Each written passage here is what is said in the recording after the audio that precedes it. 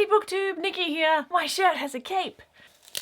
Oh, that was a bit abrasive. How do you spill something on the back of your shirt? Anyway, the reason why my shirt had a cape before I pulled it off, because it got too annoying, is because today is a super haul. A super haul of epic proportions. Because I recently bought a bunch of comic books and graphic novels. Graphic novels, by the way, technically comic books. People use graphic novels as the big term, and then comic books is like a term within that. But comic books covers everything. Graphic novels, manga, graphic memoirs, graphic whatever. Graphic novel doesn't work the same way. Just a little lesson for you. But at the same time, if anyone gives you crap for using the term graphic novel instead of comic book, they need to calm down, because who cares? Moving on. It was Free Comic Book Day recently, so I got a bunch of free comics, and at the same time there were sales, so I bought books because that's what I'm good at. And also there've been a bunch of awesome books coming out in the comic book world. I'm going to start by speeding through. Get it? Like the Flash. The comics that I got for Free Comic Book Day, they're all single issues. I don't think I've read any of them yet because my superpower is procrastination. There were 50 available titles, I believe. I got 9. We went to 2 different comic book stores and got 9, which I feel pretty good outcome. Picked up number 1 of Suicide Squad. I think the first trade of this is already out. I don't really know much about it, but I don't think it's got Amanda Waller. I think it's got another person. I also picked up DC Superhero Girls. This is an all ages comic. Looks amazing. They've brought out toys. Picked up Serenity, Firefly, Class 03K64. It's also got some Hellboy and aliens in there. Don't know anything about it, but I had to get it because Serenity. I picked up the number 1 of Archie as soon as I heard this was coming out. This is one that I really wanted. The first trade is out and I was contemplating getting it because I really love Nerdburger here on YouTube. She does comic book videos. She loves old Archie. She also loves new Archie. This is by Fiona Staples, by the way. Saga Fiona Staples did the artwork for this, and Mark Waid, who's doing everything Marvel right now. First trade is out. If I like it, I might pick that up. I also have Civil War 2, which I know nothing about, and Captain Marvel with her mohawk. Very controversial because some people don't like it. It's hair. Calm down. Captain America, similarly, no idea. The new Captain America, I needed to pick one, and I didn't have another one to pick, so I was like, I'll try some Captain America. I've never read Captain America before. I had to get the Boom 2016 summer release book. A bunch of different titles, including Goldie Vance, which is kind of like a Nancy Drew type story. Mouse Guard, which looks pretty cute, and then Lumberjanes as well. I have the first trade of Lumberjanes, haven't read it yet. Also picked up Doctor Who for Doctors because I've never read any Doctor Who comics really. And then finally I picked up Spectrum. Now this looks like Nathan Fillion, am I right? I don't know if it is, but one of the creators is Alan Tudyk, Wash from Firefly. It looks like some awesome spacey sci-fi fun. Those are my Free Comic Book Day titles. The rest were not free, regrettably. After I saw Batman vs Superman, I came away a little bit dejected. I thought, hey, can we please write a good Superman movie, please? I'm just sick of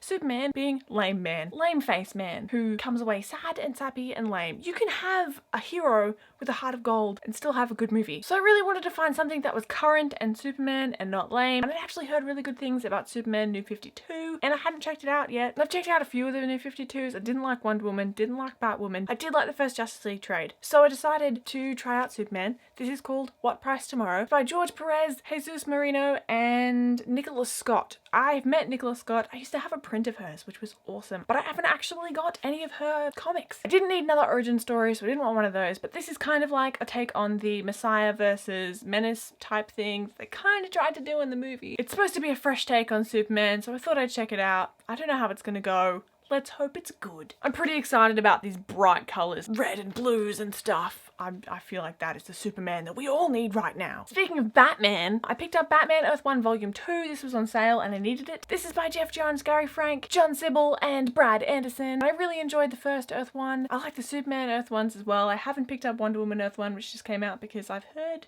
terrible things. I really like these for a number of reasons. First of all, they're released as graphic novels. They were never a single issue, they're just released as one story. So within the same volume, there's no changes of artwork or writers. They're all the same people working on the same linear story. They're reimaginings of different villains. So the first one was Mayor Cobblepot. This one seems to be the Riddler. I feel like the standard of artwork is quite high and it's pretty much like reading a novel. So if you're a novel reader trying to make the jump over to comic books, I'd really recommend these Earth 1 books. I finally filled the hole in my shelf with The Killing Joke by Alan Moore and Brian Bolland. This is one of the standout graphic novels in the Batman world. It's pretty short, but it's being made into an animated movie that I think is going to be rated R. Like, it's a pretty hardcore story. And this deluxe edition is so beautiful. I don't have many comic books with dust jackets, but I definitely don't think I have one as pretty as this. Can you see that?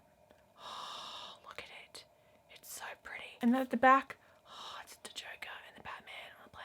Alan Moore also wrote V for Vendetta and Watchmen, which are all highly acclaimed things, so I'm so excited so excited to finally read this. On Free Comic Book Day, as I said, I picked up a few things because they were on sale. The first of those was the Unbeatable Squirrel Girl. This is written by Ryan North and illustrated by Elizabeth Henderson, about a girl who can talk to squirrels and has a tail and kicks butt, apparently. It says on the back that she's defeated Dr. Doom, Deadpool, and Thanos. After I bought this, we went to another comic book store and there were these dudes having this hardcore conversation about Batman vs Superman and how they'll never watch anything Snyder makes again, and fighting over superheroes.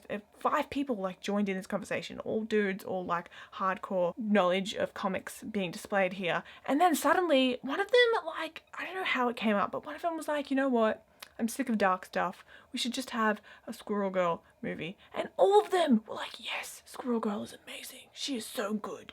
I was like, yes, yes, yes. I also picked up Ultimate Comic Book Spider-Man #3 by Brian Michael Bendis, illustrated by David Marquez and Pepe Larraz. Apologies for my poor pronunciation. This is Miles Morales Spider-Man, so the Spider-Man that is half black, half Mexican. This is in the Ultimate Comics universe. So basically we have the Amazing Spider-Man, Peter Parker, and he's still going strong, yay him. But in this other alternate world, he's dead, and this kid Miles Morales got bitten by the spider, became Spider-Man, and I really love it. I've read the first 2 volumes, and I love them, and it's been ages, and I just was like, I need to keep reading that series because it's awesome and I need to catch up with this kid. And I also picked up Wonder Woman Chronicles because I am struggling to find good Wonder Woman stuff at the moment. I'm going back to her roots, seeing where she came from. So here we have the first ever Wonder Woman comics, and I think that it's going to be a very different Wonder Woman than what we're seeing now because I read the first Superman comics and wow, he is a jerk. As I said though, a few new releases, the first of which was Spider-Gwen by Jason Latour and Robbie Rodriguez. I actually met Jason Latour at Supernova and it was amazing. We were actually talking about how we couldn't find any good Wonder Woman right now. I was dressed as Wonder Woman on the day that I met him. Like, I didn't just open with, hey, there's no good Wonder Woman. I read volume 0 of Spider-Gwen and I really enjoyed it. So moving on with Radioactive Spider-Gwen. This is another alternate Spider-Verse where Peter Parker also died. And Gwen Stacy is the one that got bitten by the spider and she's now becoming the superhero. There's a bunch of different characters like Matt Murdock that you might be familiar with within the Marvel Universe, but it's an alternate Marvel Universe, so they're not going to be the same way. I believe that Jessica Drew's Spider-Woman makes an appearance in this one, so I'm pretty excited. Spider-Pig made an appearance in the last one, so they need to one-up that. I've been excited for this next title since last Free Comic Book Day when they had an issue 0 for this comic book, and that is all new, all different Avengers by Mark Waid, Mahmoud Asrar, Adam Kubert, Sonia Oba, a bunch of people.